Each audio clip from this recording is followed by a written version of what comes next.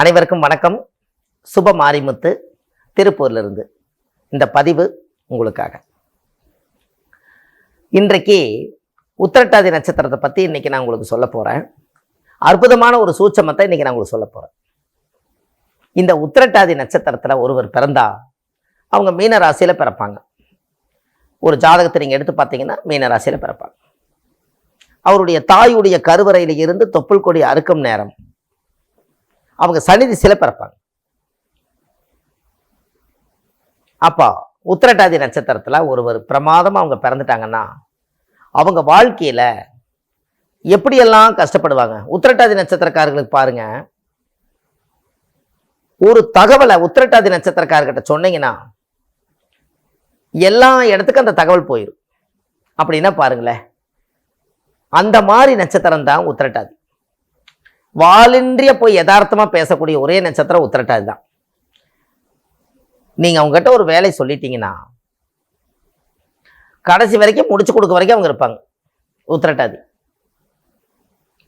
இந்த உத்திரட்டாதி நட்சத்திரத்துல பெண்கள் பிறந்தாங்கன்னா பாருங்க, அவங்கள எங்கேயாவது ஒரு விசேஷத்தை தேடினீங்கன்னா அவங்க கிச்சன்ல தான் இருப்பாங்க.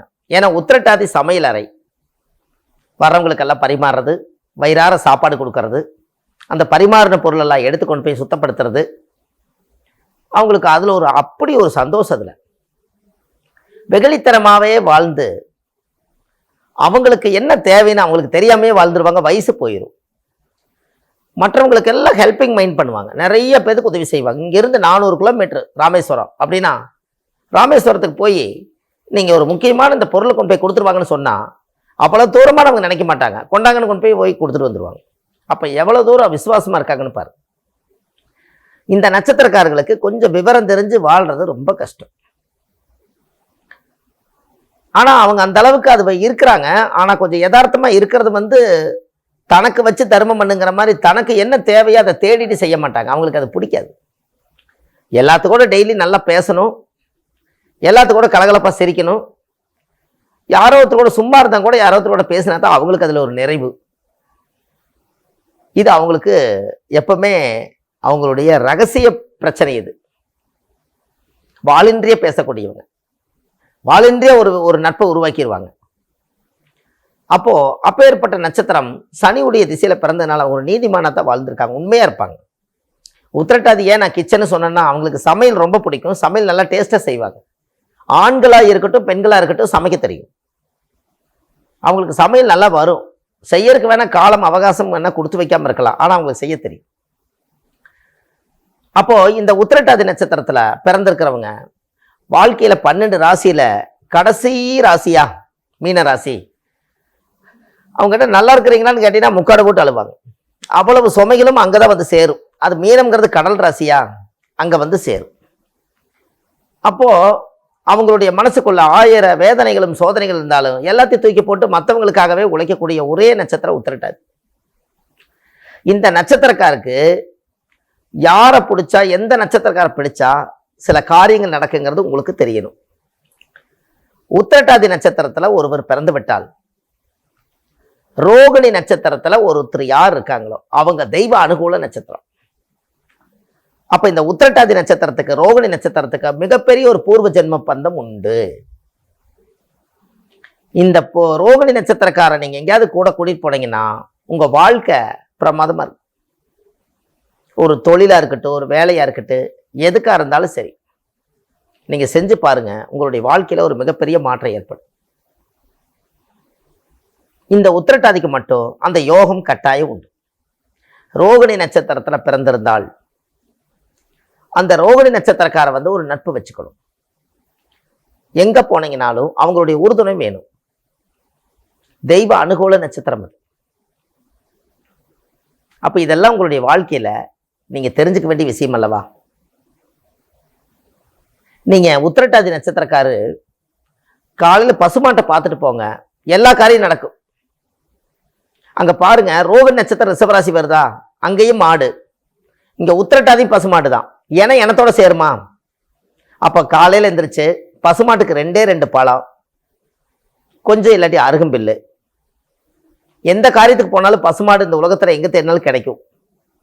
2 பழம் கொடுத்துட்டு பின்னாடி கோமாதாவை தொட்டு கும்பிட்டு போங்க, உங்க வாழ்க்கை பிரமாதமா இருக்கு. கோமாதா உங்களை பார்க்கணும்,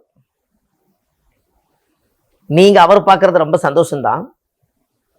உங்களுக்கு ஒன்று தெரியுமா, ஒரு ரகசியம். உத்திரட்டாதி நட்சத்திரக்கார ரோக நட்சத்திரக்கார கூட்டிட்டு போனா எல்லா காரியம் நடக்கும் போது ரோக நட்சத்திரம் தான் ரிஷப ராசின்ட்டோம்.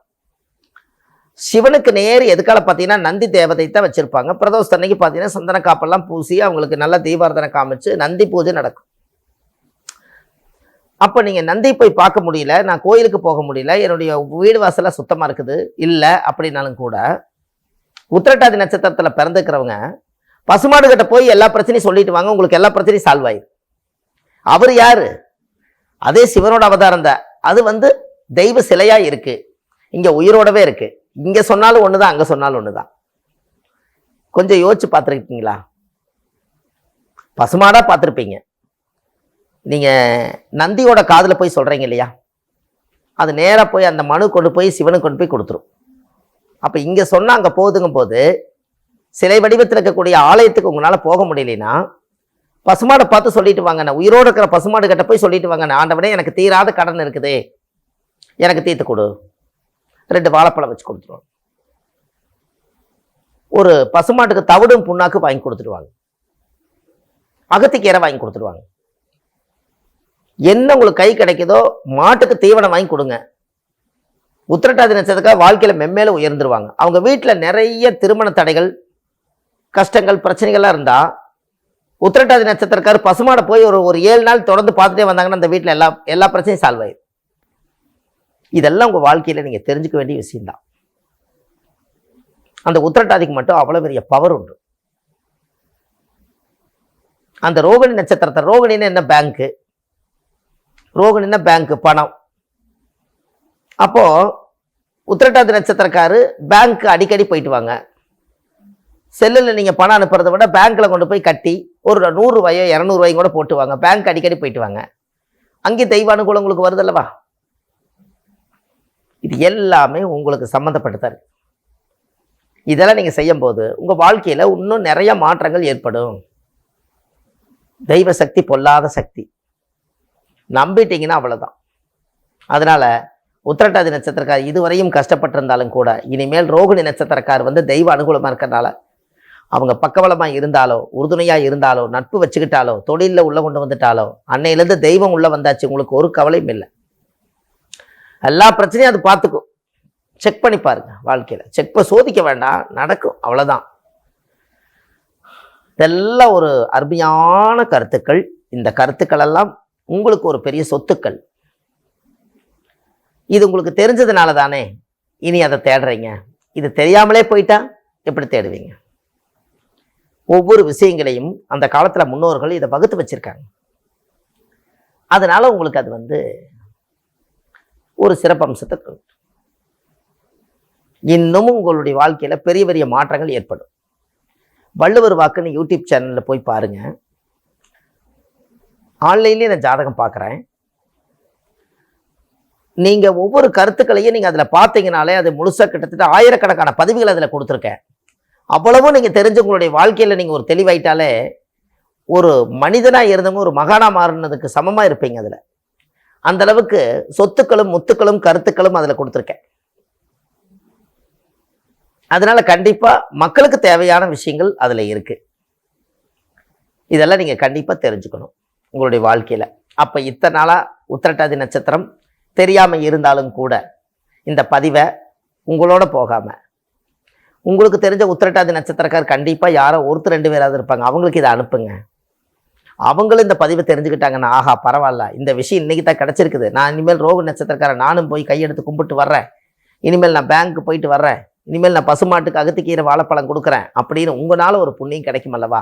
அதை நீங்க கண்டிப்பா செய்யுங்க. உங்களுடைய வாழ்க்கை நீங்க அனுப்புனதுனால அந்த பசுமாட்டுக்கு 2 பழம் கிடைக்குமல்ல, டெய்லி 2 பழம் கிடைக்குமல்ல. நீங்க ஒரே ஒரு தடவை தான் அனுப்புறீங்க, வாழ்க்கையில ஒரு தடவை இப்படின்னு அனுப்புறீங்க ஒரு ஃபோன்ல இருந்து.